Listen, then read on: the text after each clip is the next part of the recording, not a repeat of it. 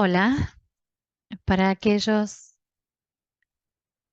que no me conocen, soy Abby, trabajo con el equipo de World Habitat Awards. Estoy ansiosa de escuchar la conversación de hoy. Contamos con oradores muy interesantes, así que quiero darles la bienvenida desde la red de World Habitat Awards y también de la campaña de Personas Sin Techo. Ustedes habrán oído hablar también de la red de justicia para la vivienda, así que tenemos varias redes combinadas. Hoy va a ser interesante escuchar las diferentes perspectivas. Quiero agradecer a Christoph de ONU Habitat. También vamos a escuchar al trabajo que están haciendo en Odessa con el ACNUR. Em, Esta es la primera sesión de una serie de 5 sesiones dedicada al excelente trabajo de nuestros ganadores recientes y sus soluciones para abordar algunas de las crisis de vivienda globales más apremiantes que vemos. Hoy vamos a hablar de la vivienda para los refugiados de guerra y los desplazados.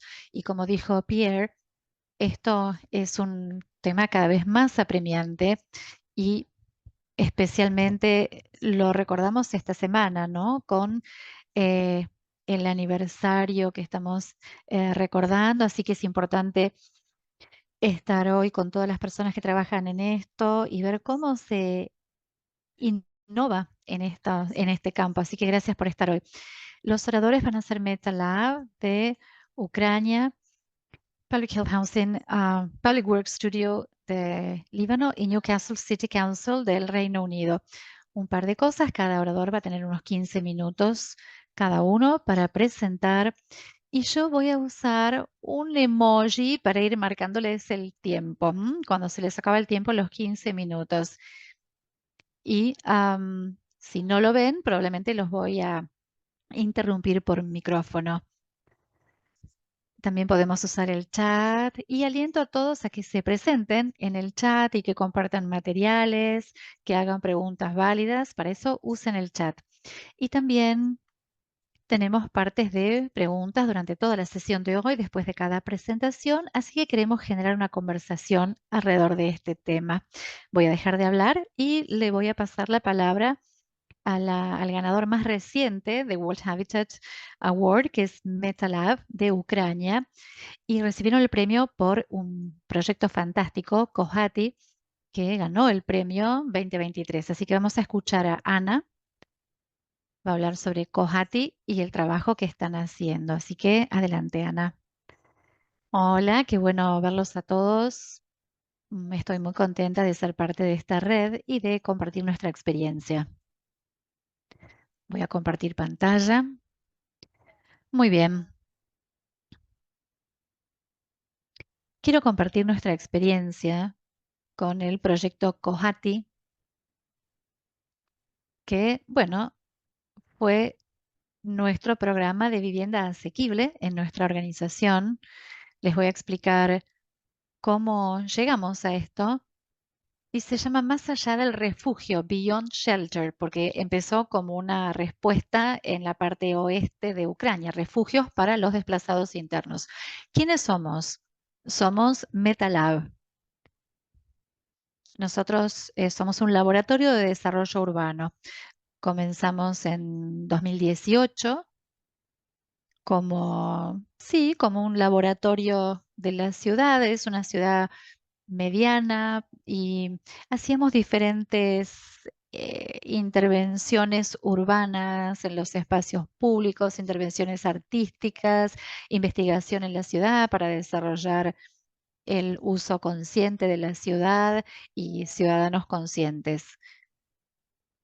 Y estábamos muy bien conectados con el gobierno de la ciudad.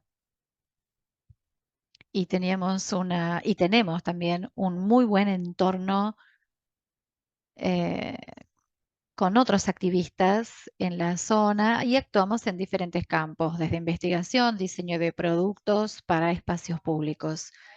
Pero en 2022, en marzo, tuvimos que responder a la gran cantidad de personas que se dirigían a la parte occidental de Ucrania y buscaban alojamiento, lugares donde quedarse y buscaban oportunidades para alojar amigos. Y después nos dimos cuenta de que la escala del problema era cada vez más grande. Así que empezamos a buscar todos los espacios disponibles que pudiéramos renovar o adaptar para vivienda. Así empezó el proyecto Kohati. En Ucrania, les voy a explicar la palabra. En ucraniano, hata significa una cabaña, una casa, y ko es para cohabitar. O sea que Kohati en ucraniano significa amar. Así que creamos este proyecto, el proyecto Kohati, como un proyecto de vivienda compartida para las personas que habían pedido sus casas durante la guerra.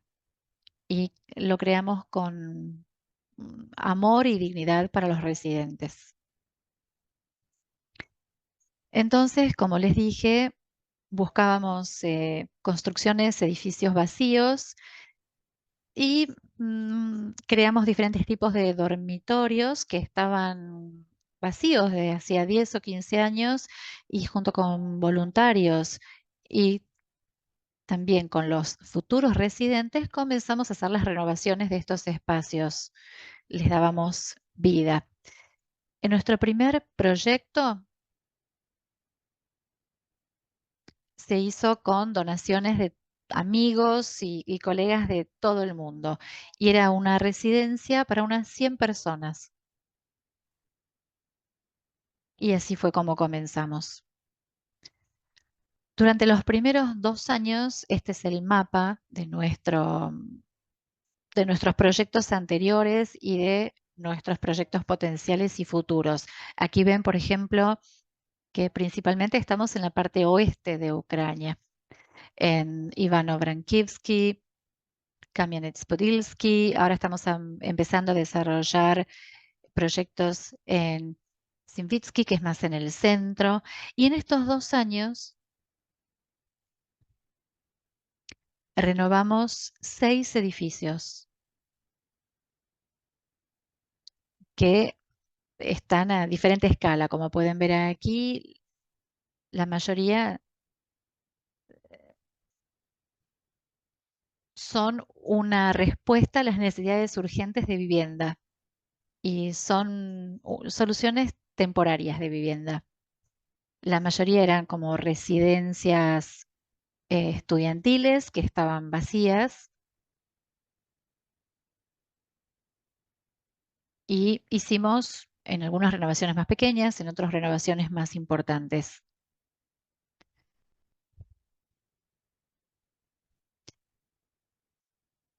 Era más del tipo residencia estudiantil, o sea que algunas instalaciones eran compartidas, como las cocinas o los baños, y había algunos espacios compartidos. Pero uno de los ejemplos de estos edificios era una propiedad privada que, bueno, los dueños dijeron, no lo estamos usando por ahora, pueden hacer lo que quieran, sí, podemos ser de ayuda, lo pueden usar para aquellos que lo necesiten. Era como un hotel anteriormente o un espacio de vivienda en una zona industrial. Entonces comenzamos a trabajar con este objetivo y diseñamos el modelo para administrarlo. Oficialmente lo alquilamos y también nos convertimos en los administradores de este proyecto de vivienda. Y así fue como analizamos, digamos, después de estos años, analizamos nuestra experiencia y nos dimos cuenta de que teníamos diferentes tipos de impacto y de titularidad sobre estos proyectos. Algunos son renovaciones, soluciones temporarias, donde iniciamos el proyecto, hacemos la fase de desarrollo, iniciamos el proyecto, encontramos los recursos, lo completamos y después lo dejamos. Y la ciudad o los dueños del edificio lo operan como vivienda para los desplazados internos. También tenemos una fase en la que simplemente es todo trabajo de voluntariado y de reparación. Entramos en los edificios para hacer algunas renovaciones de lo que sea necesario para que el espacio sea más habitable. Pero después de esto, nuestras primeras experiencias, nos convertimos como en los administradores de la vivienda y nos dimos cuenta de que era lo que tenía más impacto en nuestros proyectos, porque observábamos y monitoreábamos a las comunidades que viven en nuestros proyectos y nos dimos cuenta de que las comunidades más resilientes y más autosuficientes están en los lugares donde somos proveedores de vivienda, porque junto con ellos buscamos las oportunidades para que ellos desarrollen el espacio, que encuentren los fondos para cubrir los costos de los servicios, desarrollar un modelo operativo para ver cómo las personas pueden administrar estos lugares por su cuenta. Y tuvimos resultados muy buenos en términos de la comunidad. O sea que en nuestro proyecto tratamos de trabajar en diferentes capas y en diferentes direcciones. Crear un espacio seguro para las personas que perdieron sus hogares y, en primer lugar,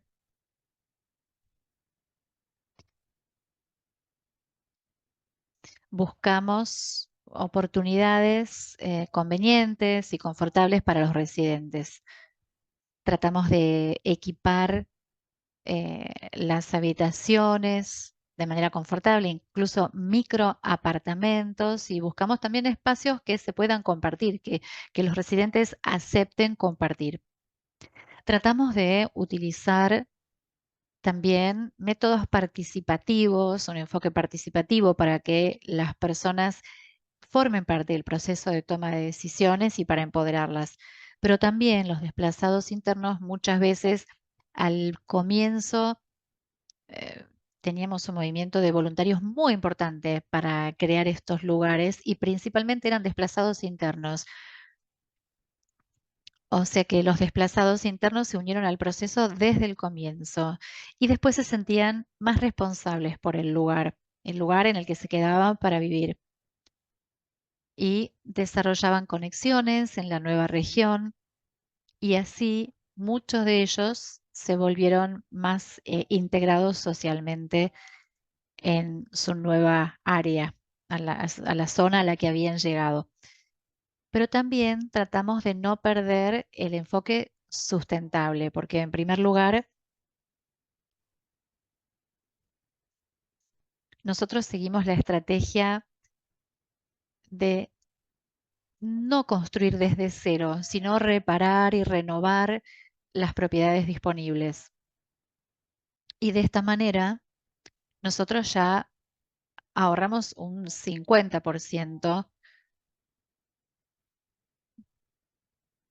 de todos los recursos.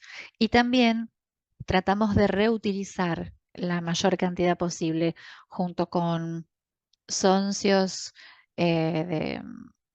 Usamos también materiales de otras construcciones o muebles que ya no se necesitan o elementos de regiones vecinas o de países vecinos.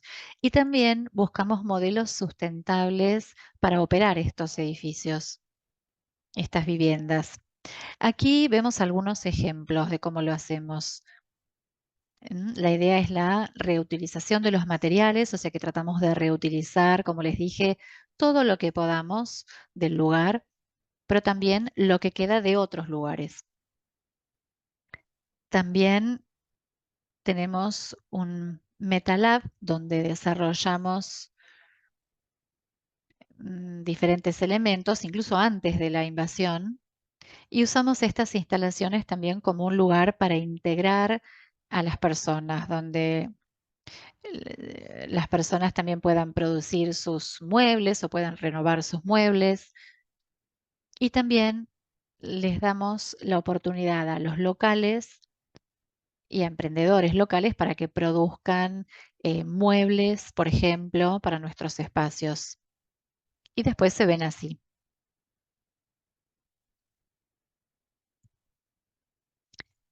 Y siempre nos preocupamos y tratamos de implementar espacios compartidos, espacios comunes.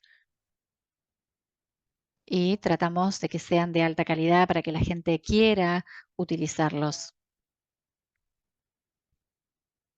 También, como les dije, invitamos a las personas a codiseñar sus espacios compartidos con algún patio, un jardín común o una sala para los niños o una sala de trabajo.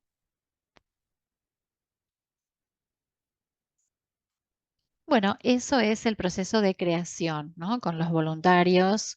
Esos fueron nuestros primeros proyectos. Había muchísima participación dentro de las edificaciones. No solamente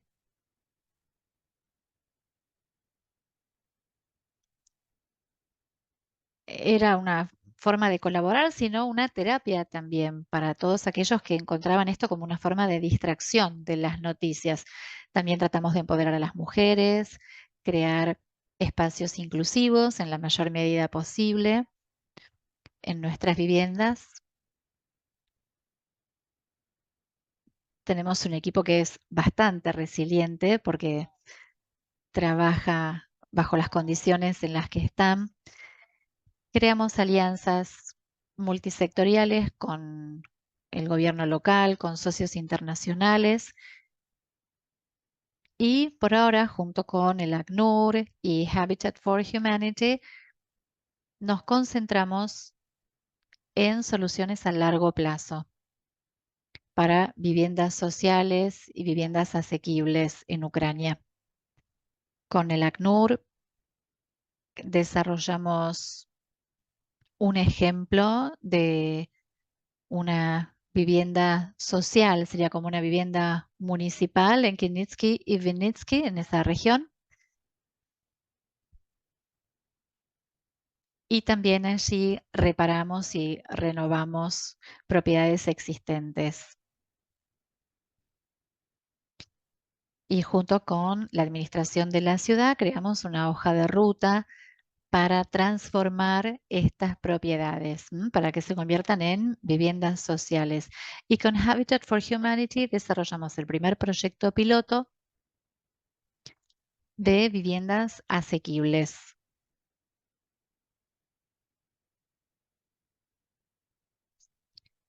donde, bueno, por ahora vamos a ser los proveedores de vivienda de estas instalaciones, es decir, las vamos a, se van a dar en alquiler y las vamos a operar. Luego, tal vez, tras algunos años, se transferirá a la ciudad o desarrollaremos alguna estrategia según los estudios de factibilidad que estamos llevando a cabo ahora. Así que así es como ahora somos una organización, bueno, empezamos como una organización que brindaba refugio y nos transformamos en soluciones de vivienda asequible en Ucrania. Muchas gracias, Ana. Siempre hay algún problema con el ancho de banda. Quería decir que una de las cosas que nos impresionó mucho cuando recibimos este proyecto es la velocidad a la que se movilizaron para desarrollar un programa tan holístico, que realmente estaba focalizado en la participación comunitaria, ¿no? Y el empoderamiento de la comunidad. Así que fue un proyecto increíble. Así que realmente son muy merecedores del premio. Muchas gracias por el trabajo. Antes de darle la palabra al siguiente orador, me parece que sería fantástico escuchar a Xian del ACNUR para que nos cuenten su experiencia trabajando en Ucrania también. Hola a todos. Buenos días, buenas tardes. Felicitaciones, Ana. Es muy lindo ver ese proyecto. Realmente están muy adelantados con respecto a lo que nosotros estamos haciendo acá. Y es complementario de lo que seguimos respondiendo, ¿no? Aquí en el este y en el sur del país. Así que es muy bueno ver el proyecto de MetaLab. Felicitaciones nuevamente.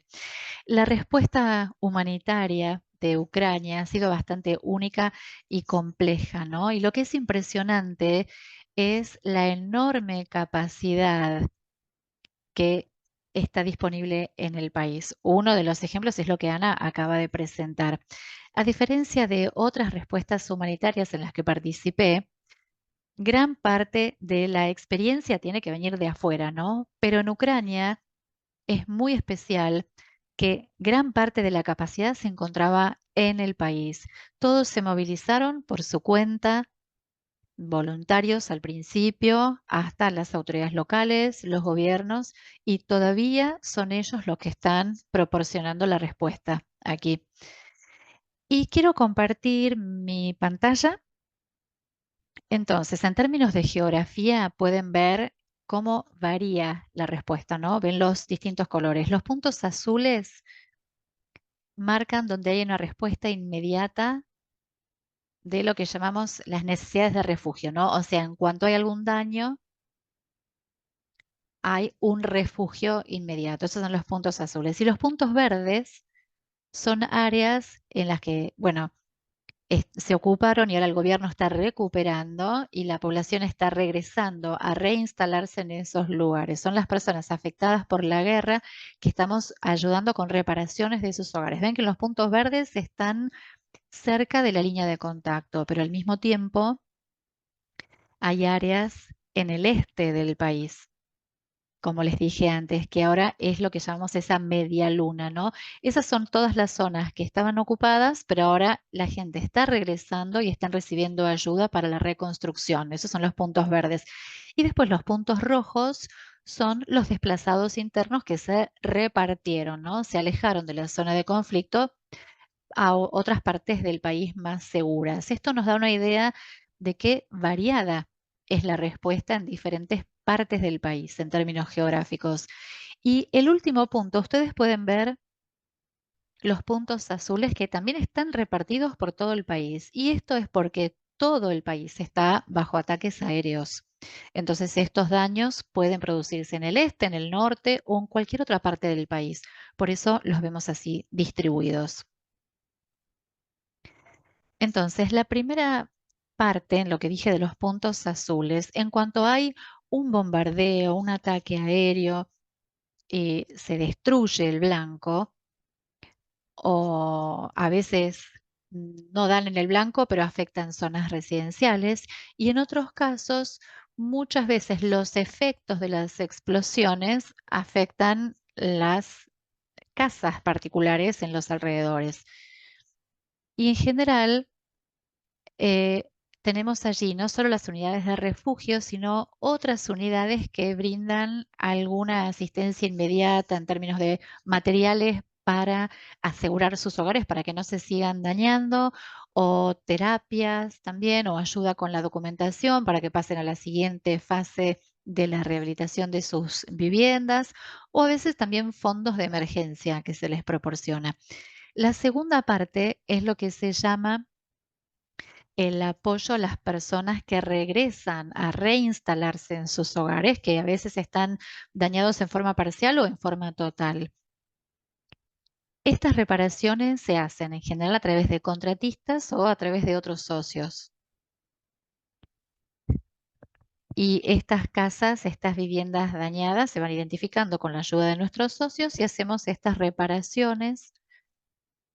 Lo principal es asegurar la parte externa para que la gente pueda ingresar, especialmente en invierno, que tengan una vivienda eh, calentita. Y en algunos lugares también hay organizaciones comunitarias que ayudan en este proceso y después ayudamos con materiales de construcción o simplemente con dinero en efectivo para que puedan hacer ellos mismos la reconstrucción. Y en muchos casos vimos que hay muchas personas que vuelven a sus hogares, pero no pueden, no tienen ayuda suficiente. Entonces, para esto tenemos equipos móviles, se llaman talleres móviles, que los ayudan a usar los materiales o incluso se los asesora, se les dan algunas herramientas en préstamo. Así que mucha de esta autoayuda se hace a través de los talleres móviles. Y por supuesto, las dos fotografías de arriba muestran los diferentes contextos. Algunas son áreas rurales y también muchos casos en zonas urbanas. Las necesidades en las zonas urbanas y rurales son muy diferentes, porque en las zonas urbanas hay, es una población mucho más densa, las casas están mucho más cerca unas de otras. A veces hay edificios históricos también. Y la última parte de nuestro programa, o no la última parte, bueno, este es un proyecto piloto en realidad que se hizo el año pasado para viviendas totalmente destruidas. Las personas querían volver al sitio original de su vivienda, la vivienda que tenían y querían reconstruir sus casas, o estas son entonces viviendas prefabricadas que se instalaron en el terreno donde estaba su vivienda totalmente destruida. Esto se probó como un proyecto piloto en Kiev y en los alrededores de Kiev. Se hicieron 100 de estas el año pasado y este año estamos planeando hacer unas 300 más. Y la última parte es está conectado con lo que nos presentó Ana, ¿no? Esto es para personas desplazadas internas que vivían en centros colectivos parecidos a los edificios que nos mostró Ana, que fueron rehabilitados para darles alojamiento temporario. Pero ahora, siguiendo la nueva resolución que aprobó el gobierno, muchas de estas personas están dejando estos centros colectivos y se van a mudar a viviendas sociales transitorias, temporarias, que luego van a ser una solución más permanente, esperamos. Y una parte de la iniciativa para ayudarlos a salir de estos centros es brindarles dinero para poder pagar alquileres, por ejemplo. Y también hay varios pueblos que se habían despoblado y quedaron muchos edificios vacíos y también casas vacías en muchos pueblos. Entonces, estas casas, si se pueden reparar, pueden alojar a desplazados internos que no pueden regresar a sus regiones porque siguen ocupadas. Así que este fue el foco de lo que nosotros hacemos en cuanto a soluciones de vivienda. Hay algunas otras cosas que hacemos en cuanto a infraestructura social y otras cosas, pero bueno, no es relevante para esta sesión. Muchas gracias, Shiam. Creo que fue una excelente descripción general de todo el trabajo que hace ACNUR allí. Así que perfecto. Muchas gracias. Perdón. Sí, adelante, Alan. Me preguntaba en cuanto a las personas con discapacidades o las personas con algunas necesidades diferentes, ¿cómo acceden? ¿Esa pregunta era para mí o cualquiera de los dos? Lo que puedo decir es que nosotros usamos activamente iniciativas de inclusión de las discapacidades en todos nuestros programas. Por ejemplo, cada uno de estos, a ver, si puedo empezar, por ejemplo, con las reparaciones de las viviendas, ¿no? Individuales. Cada una de estas casas es evaluada por un equipo de ingenieros y si hay algún requerimiento específico para esa vivienda específica, entonces se tiene que tener en cuenta cuando se hacen esas reparaciones. Eso por un lado. Y por supuesto, la iniciativa del mercado de alquiler también se abre a una mejor adaptación para esto, ¿no? Porque siempre se puede encontrar alojamiento que esté adaptado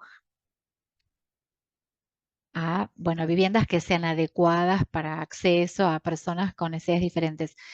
Nosotros vimos que muchas personas necesitan ayuda para instalar los materiales de construcción, por ejemplo, después de los daños, y por eso reciben ayuda de estos equipos móviles que los ayudan con la instalación de los materiales y eso también les da un apoyo. Son algunos de los ejemplos. ¿Puedo agregar algo? En nuestro caso, nosotros tratamos de equipar las plantas bajas con accesibilidad y con habitaciones y baños para personas con discapacidades. Lamentablemente, en términos de presupuesto y también en términos técnicos, es complicado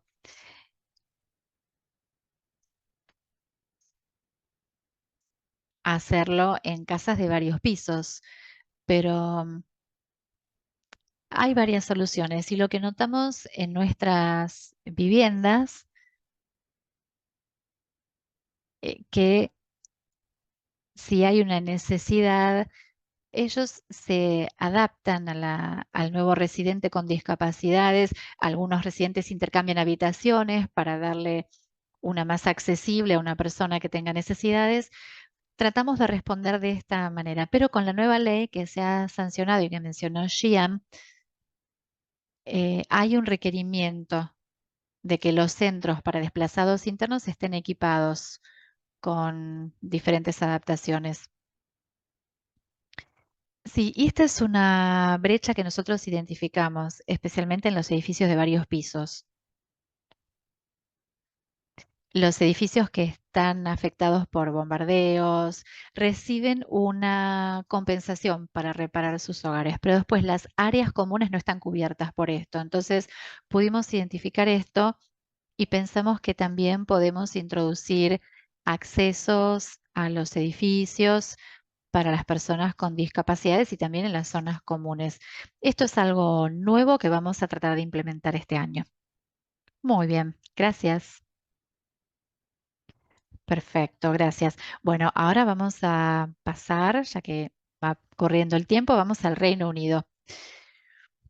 Vamos a escuchar a James Stewart del Consejo de la Ciudad de Newcastle, que ganaron el premio Oro de 2020. Va a hablar sobre los refugiados, las viviendas para refugiados, especialmente en este contexto de escasez de vivienda, ¿no? Así que vamos a escuchar a James y puedes compartir pantalla. Muchas gracias. A ver, voy a tratar de compartir pantalla. Ahora sí, perfecto. Finalmente lo logramos. Bueno, primero, gracias por la oportunidad de hablar con ustedes esta tarde. Soy James. Soy líder de programa aquí en el Consejo de la Ciudad de Newcastle. Así que voy a hablar un poco sobre el trabajo que hacemos en términos de vivienda para refugiados en el contexto de la escasez de vivienda. Si no conocen Newcastle, es una ciudad en el norte de Inglaterra, es parte del Reino Unido. Voy a hablar un poco sobre el diseño de nuestro sistema, cómo tratamos de aumentar la, la oferta de vivienda para satisfacer la demanda en el contexto de prevenir la falta de vivienda. Tenemos un enfoque en el que el alojamiento para las personas que buscan asilo es un componente muy importante. Entonces, un poquito sobre el contexto y qué queremos decir por escasez de vivienda. La idea es tratar de satisfacer la demanda, ¿no? Hay cada vez más personas que necesitan apoyo con la vivienda, esa es la demanda, y no hay viviendas suficientes para alojar a todas esas personas. Y en el contexto de la situación económica difícil, ¿no? Y este es parte de nuestro papel en el gobierno de la ciudad. Nosotros recibimos personas que buscan asilo y una parte de nuestra responsabilidad es asegurar su vivienda. En general es gente pobre en términos de acceso a la educación, al empleo, a las habilidades, idioma, y la idea es hacer de Newcastle un lugar seguro para vivir, pero si la gente no tiene un techo sobre sus cabezas y un lugar al que llamar hogar, es muy difícil que piensen en la ciudad como su hogar. En términos del contexto más amplio en el que está Newcastle, hay varios desafíos, ¿no? En términos del apoyo que podemos dar a los refugiados. Es un contexto difícil, tenemos una reducción de los beneficios a desempleo, también en términos del apoyo que se le da a las personas afectadas por la pobreza, los refugiados. También tenemos una reducción en el presupuesto del gobierno de la ciudad, una reducción también en el presupuesto en general en Newcastle, que se redujo en un 33% desde el año 96. Y gran parte de esto tiene que ver con desafíos en términos de am, darles, por ejemplo, a las personas que viven en viviendas del gobierno un derecho a adquirir esa vivienda después de un tiempo o alquilar. Y todo esto afecta a todos los que participan en el sistema de viviendas. Tenemos cada vez más buscadores de asilo en la ciudad y más personas afectadas por la pobreza, o sea, más personas que dependen de la ayuda alimentaria, por ejemplo. El año pasado, el comedor comunitario de Newcastle, el más grande de la ciudad, alimentó a 62.000 personas. Y eso es un contexto bastante complicado. Pero en algunos casos tuvimos éxito en nuestros programas. Nosotros tenemos una población de unas 300.000 personas, que es un tamaño bastante óptimo para una ciudad, o sea que podemos tratar de conocer a las personas por nombre y tener enfoques más individualizados. Una de las razones por las cuales podemos ser relativamente optimistas y donde tuvimos un relativo éxito en Newcastle es en la cantidad de niños que hay en alojamientos temporarios. Son viviendas manejadas por las autoridades locales. En muchas ciudades tienden a estar en hoteles, pero en Newcastle evitamos eso. Las estadísticas muestran que Newcastle, comparado con otras ciudades importantes del Reino Unido, Birmingham, Manchester, que son ciudades más grandes que Newcastle, pero incluso si vemos el porcentaje de la población, es un porcentaje mucho más bajo de niños en Newcastle, los que están en alojamientos temporarios. Nosotros tratamos de evitar alojar a los niños en alojamientos temporarios, no solo por em, la situación triste que esto puede implicar, porque las familias se van mudando de un lugar a otro cada mes y medio, sino también porque el costo es realmente muy elevado para tratar de responder de esta manera. Así que vemos un éxito relativo en términos de prevención y evitar alojar a las familias en alojamientos temporarios. Y este éxito tiene que ver con el sistema de prevención, que es iterativo. En los últimos 20 años hemos estado diseñando e incorporando la prevención en el sistema. Y esto nos lleva a 2002, donde comenzamos a incorporar este enfoque de múltiples organismos para prevenir la falta de vivienda y fortalecer esto en el contexto de autoridad, de reducción del presupuesto del gobierno y también las reducciones en los beneficios de seguridad social, ¿no? Se pasó a un enfoque más personalizado y tener planes multidisciplinarios de apoyo. Y luego, más recientemente, pasamos a esta colaboración de toda la ciudad, donde pasamos de prevenir la falta de techo a terminar con esta situación de los sin techo. Si vemos el sistema, nosotros la prevención la relacionamos con intervenciones a nivel primario y secundario también. Nosotros tratamos de concientizar a través de contenido web, desarrollamos iniciativas de política también y nuestra política de más impacto es la política de cero desalojos. Y esto em, estamos tratando de extenderlo a, a toda la ciudad. Cuando una vivienda es utilizada para refugiados, por ejemplo, y tienen muchas dificultades para pagar esa vivienda y están en riesgo de quedar en la calle, tratamos de conectarnos con ese hogar para ayudarlos a sostener ese alquiler o encontrar otro alquiler que al que puedan acceder.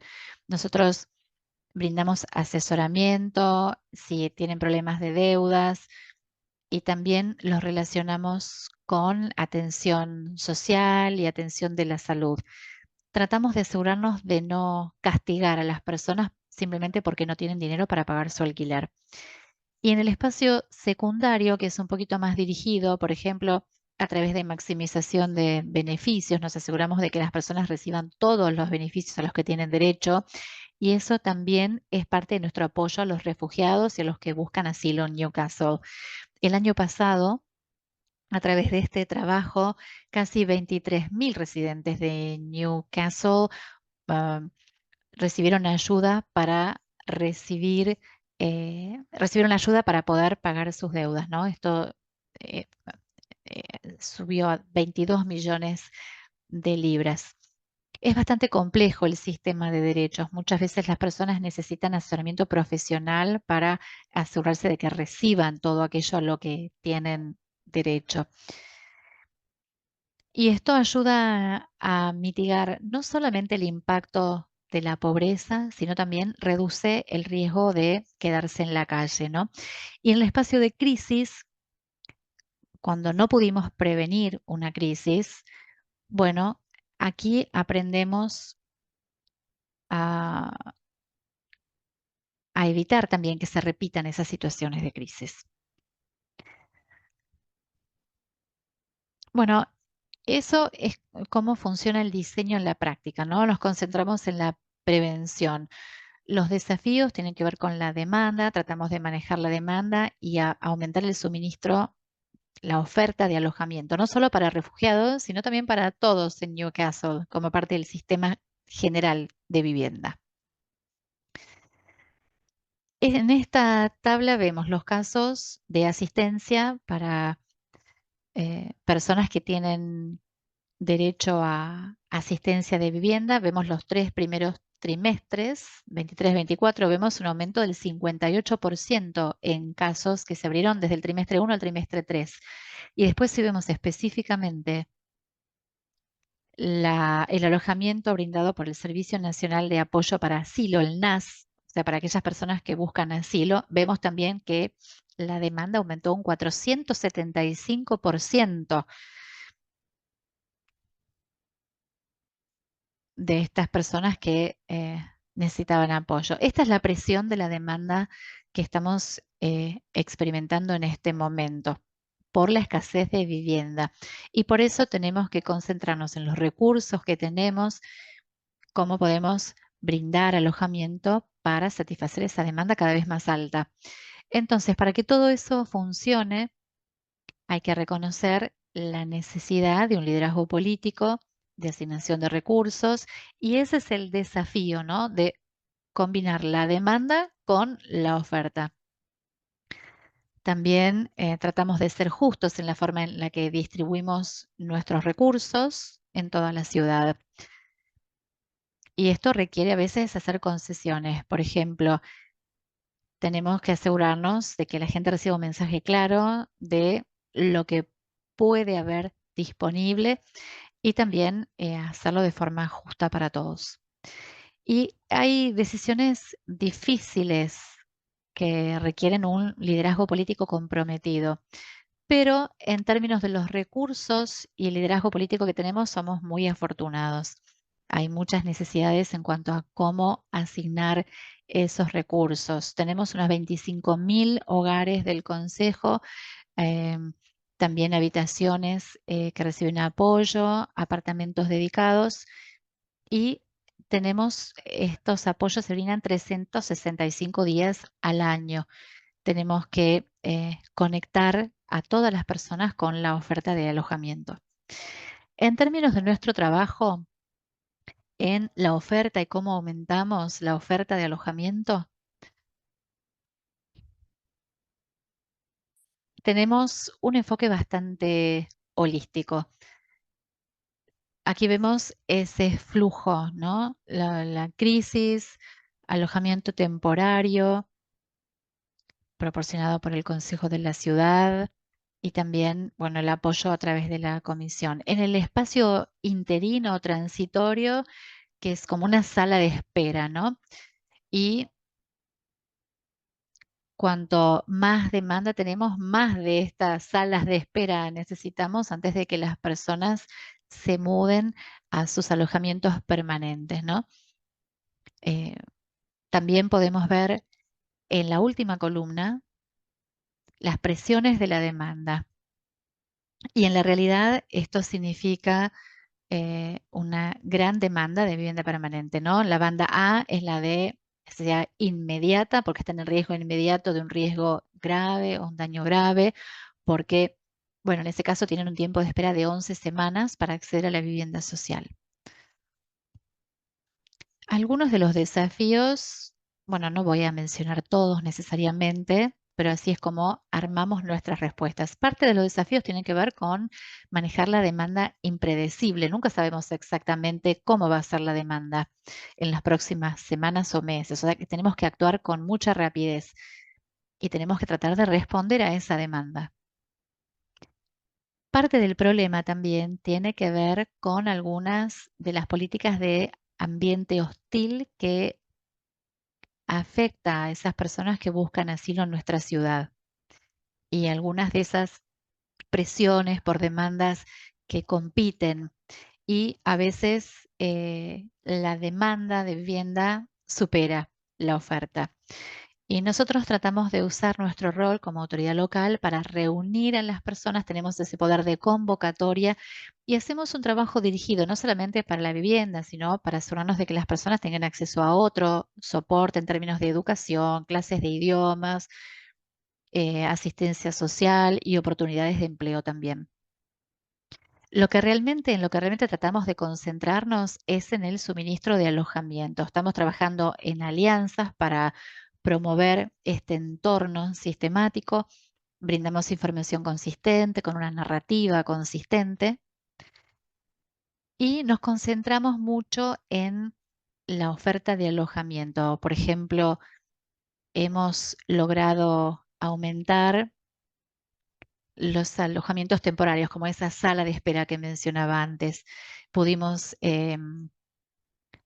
lograr acuerdos con otras 60 propiedades para así aumentar eh, la oferta de alojamientos temporarios. Y esto eh, necesita trabajos en alianza con otros socios y también usamos fondos de capital a través del Fondo Local de la Autoridad de la Vivienda, que es un fondo del Reino Unido que apoya a los gobiernos locales a proporcionar viviendas para las personas que no pueden tener acceso. Tenemos unas 25 propiedades adquiridas a través de este fondo. O sea que tenemos un foco constante en aumentar la oferta de alojamiento.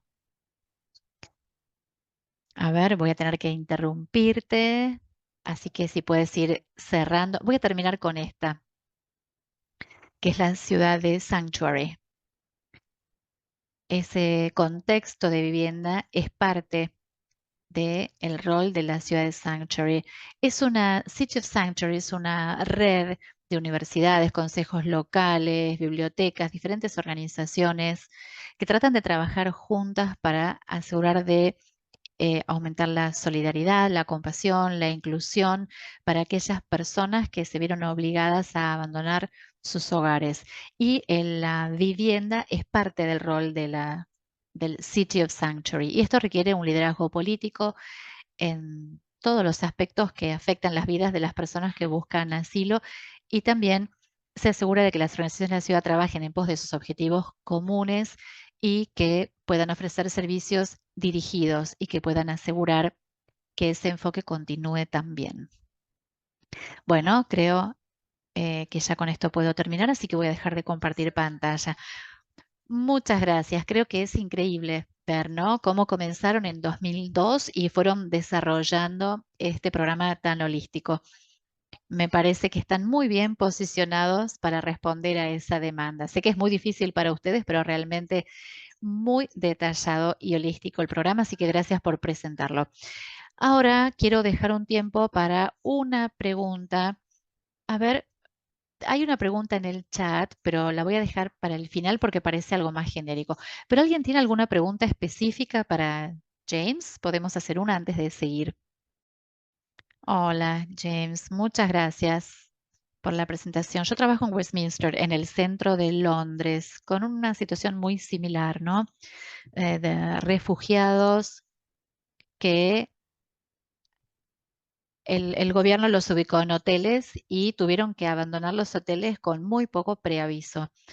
Y una de las preguntas que tengo, Newcastle es muy conocida por ser un área en la que hay mucho trabajo en términos de las personas sin techo.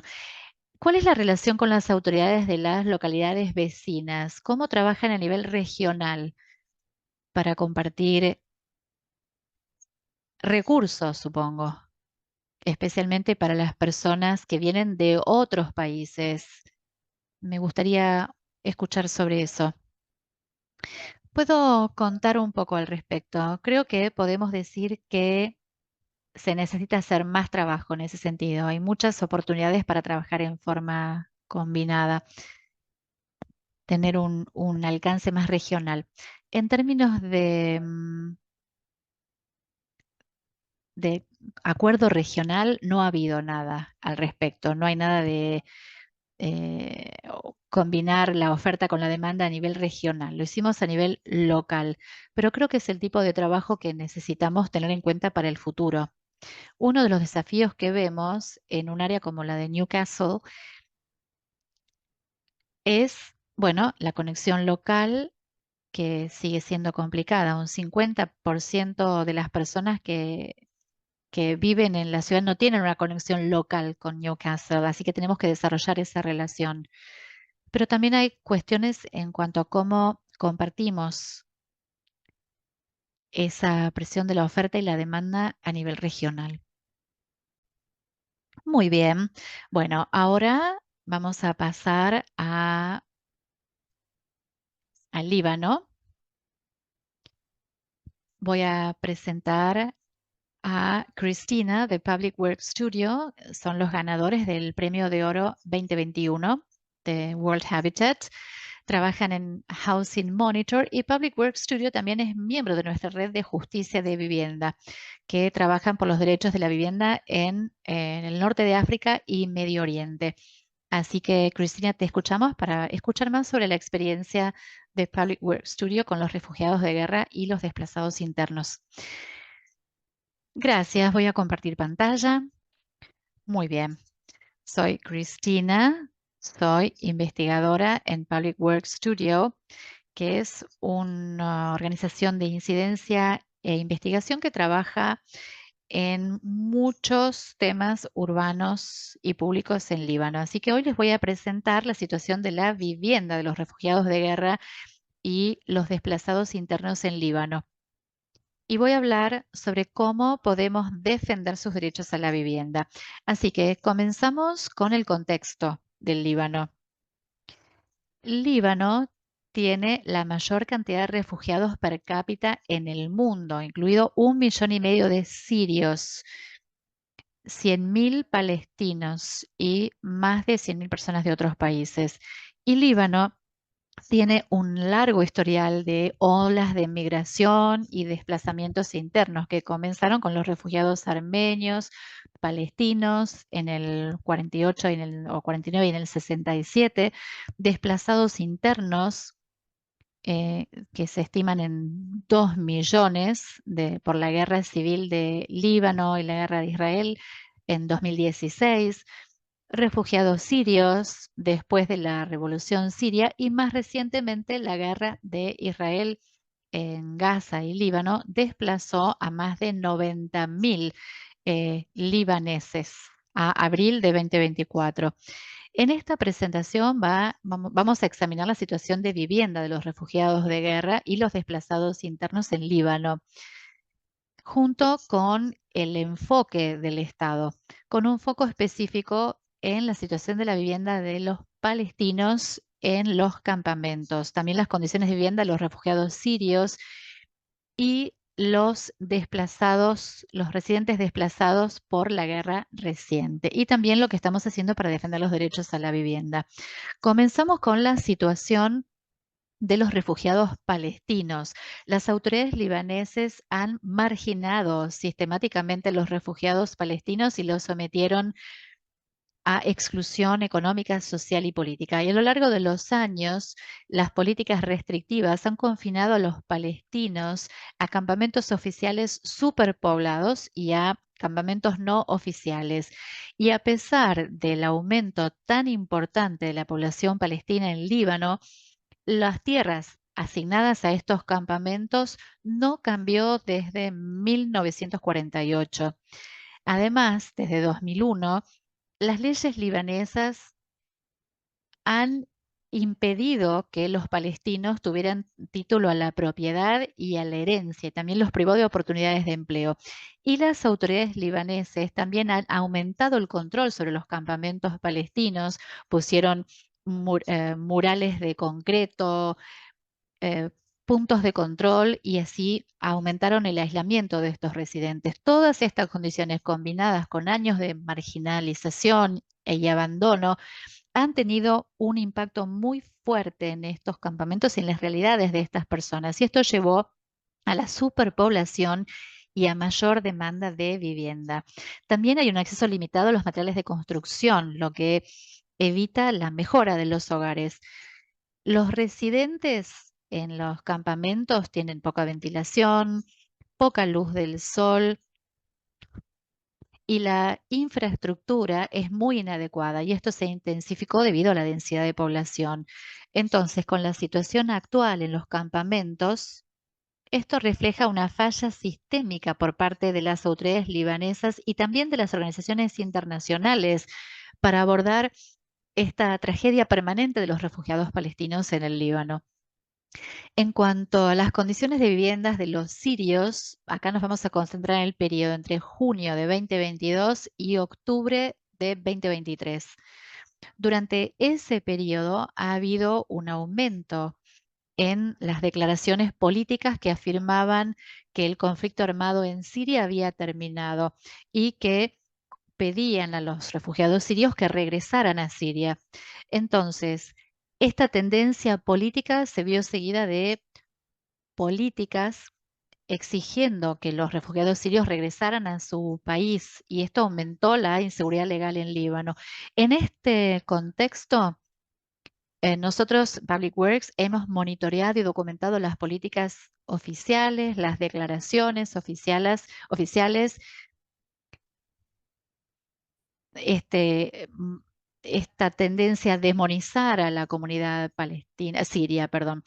Y esto, bueno, acá vemos esta línea de tiempo que resume las amenazas de vivienda que denunciaron los sirios a la autoridad de vivienda y también los eventos que se produjeron durante este periodo. Esta línea de tiempo muestra las prácticas discriminatorias de diversos actores, incluidos agencias del gobierno, ministerios, autoridades locales, fuerzas de seguridad e incluso civiles. Y también, como podemos ver en la línea de tiempo, hubo muchas denuncias de monitoreos después de febrero de 2023 y esto coincidió con la intensificación de la presión política para su retorno a Siria. Estas decisiones llevaron a allanamientos muy violentos llevados a cabo por la policía de la ciudad y agencias de seguridad, tanto en las viviendas como en los campamentos habitados por refugiados. Por ejemplo, el 25 de mayo de 2023 se hizo un desalojo forzado de unos 70 refugiados sirios. Esto fue liderado por el gobierno de Beirut con el apoyo de la unidad de la ciudad de Beirut. También se destruyeron campamentos y esta campaña de discriminación contribuyó al agravamiento de los desalojos arbitrarios por parte de los libaneses. En conclusión, la mayor manifestación de discriminación, racismo y violencia contra los refugiados sirios ya sea a través de decisiones municipales injustas o prácticas o acciones de las fuerzas de seguridad. Todas estas decisiones y prácticas constituyeron una violación flagrante a los derechos humanos, negando a los refugiados el acceso a una vivienda segura y adecuada. Y en cuanto a la situación de los desplazados internos, desde el inicio de la agresión israelí a Palestina y Líbano, los pueblos en el sur del Líbano experimentaron muchos desplazamientos debido a los ataques israelíes que llevaron a mucha devastación, pérdidas de vidas, destrucción de hogares e infraestructura y daño al medio ambiente y a las economías locales, como podemos ver en los dos mapas que documentan los ataques israelíes contra Líbano en enero, perdón, de 2024. Y si bien el gobierno libanés aprobó un plan de emergencia en noviembre de 2023, surge la pregunta con respecto a su implementación, su financiamiento y su eficacia. El plan tiene varias brechas, incluyendo, por ejemplo, un enfoque insuficiente para brindar refugio justo. También no considerar las necesidades de los discapacitados y las personas mayores, una evidente discriminación contra los no libaneses y falta de atención a los daños ambientales y agrícolas. En cuanto a las condiciones de las viviendas, actualmente alrededor del 84% de los desplazados internos residen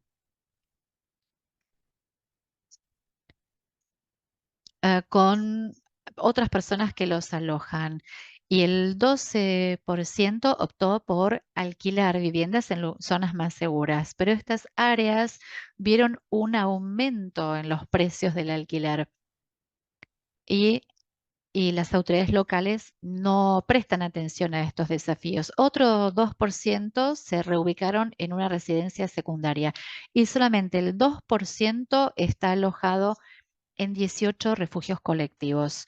Entonces, en vistas de esta negación a la guerra, el Estado no está respondiendo adecuadamente y no está asegurando infraestructura para los residentes y para las personas, para que sigan viviendo en esas zonas o en las áreas a las que se han desplazado.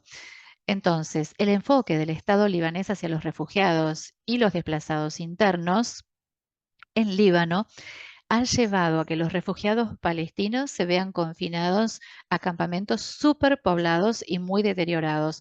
Los refugiados sirios sufren inseguridad legal y discriminación, y la respuesta inadecuada a los desafíos que enfrentan los desplazados internos los deja sin refugio adecuado y sin apoyo. Entonces, en este contexto, el proyecto de monitoreo de vivienda de Public Works fue desarrollado como una herramienta comunitaria para proteger y defender los derechos a la vivienda en Líbano. Lo usan los residentes para denunciar vulnerabilidades de las viviendas y amenazas de desalojo.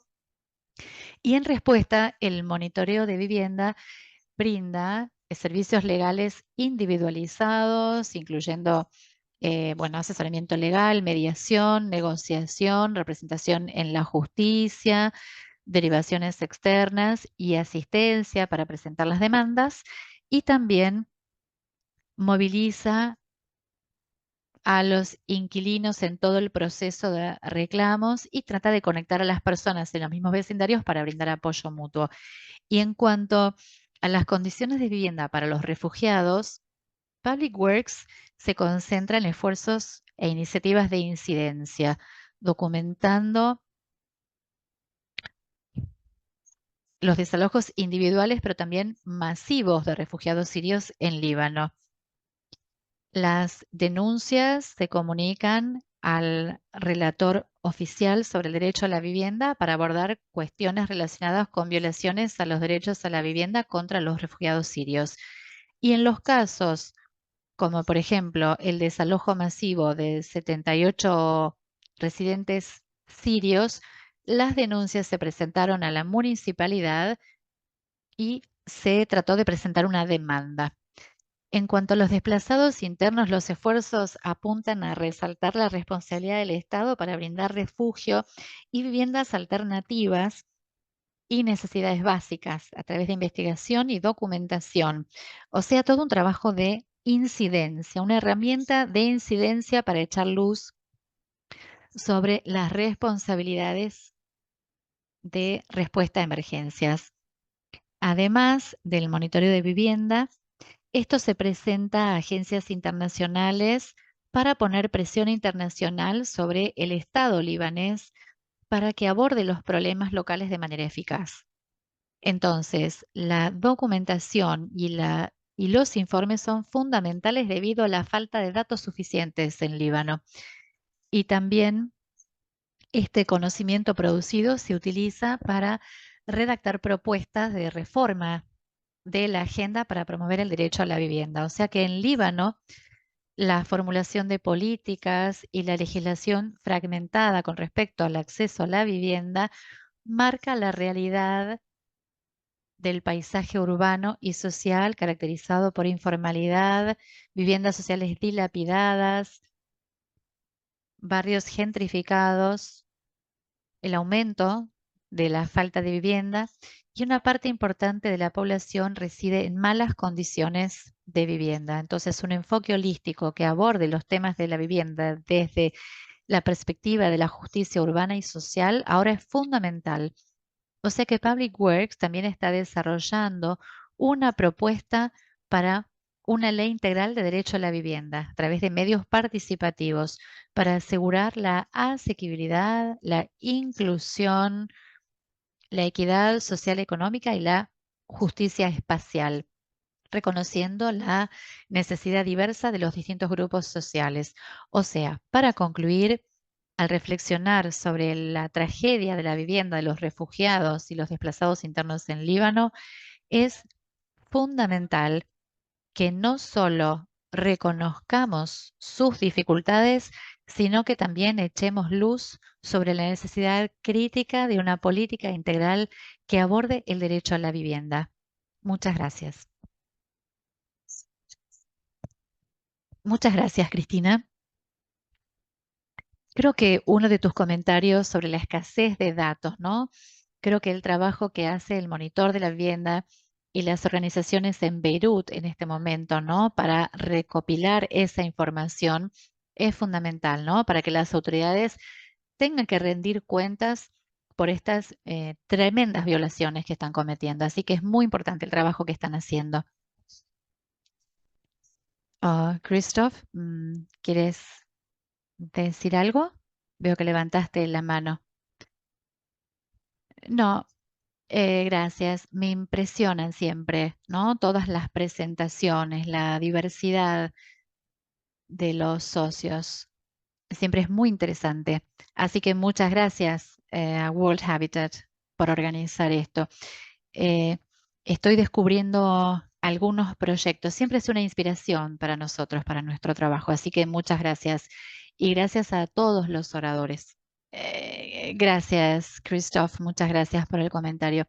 Sí, quería relacionar la presentación de Cristina y la anterior de Ucrania y quería preguntar si eh, probaron actividades similares, Cristina, como la que está haciendo Metalab, por ejemplo, en Ucrania, que está trabajando con edificios vacíos, ¿no? Porque también mencionaste los edificios vacíos en Líbano.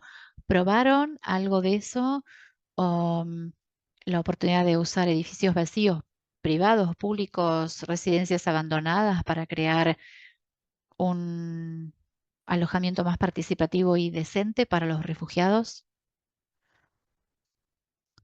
No por ahora, no probamos prácticas similares con los refugiados.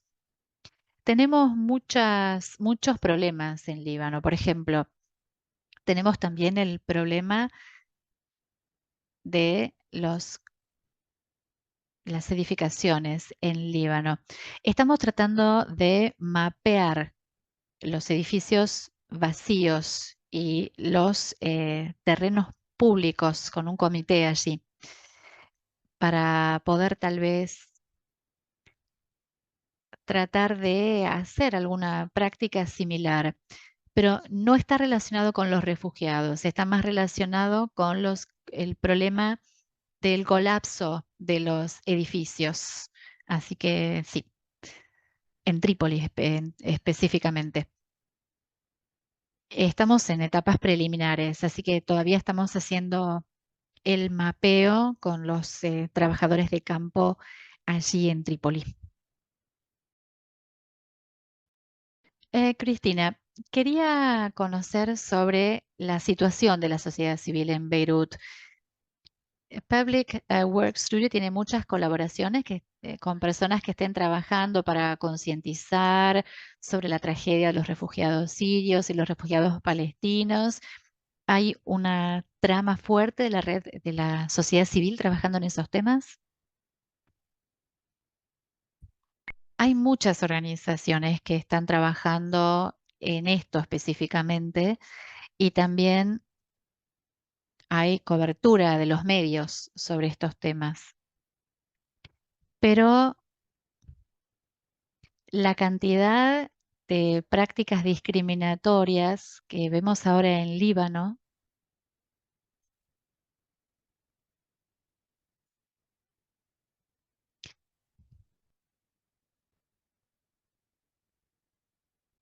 tal vez la gente no está realmente involucrada de una forma importante con todo lo que está sucediendo con los refugiados sirios. Eso es lo que está sucediendo ahora.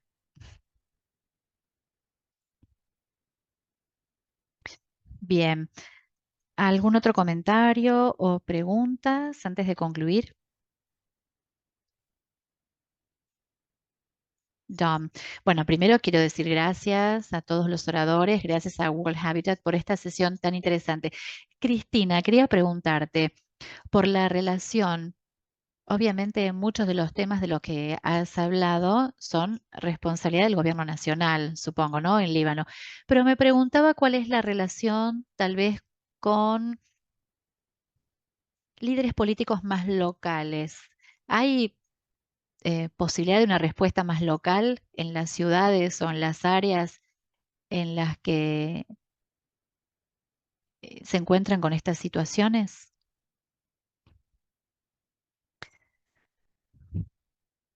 Bueno, tenemos algunos parlamentarios que son nuestros aliados.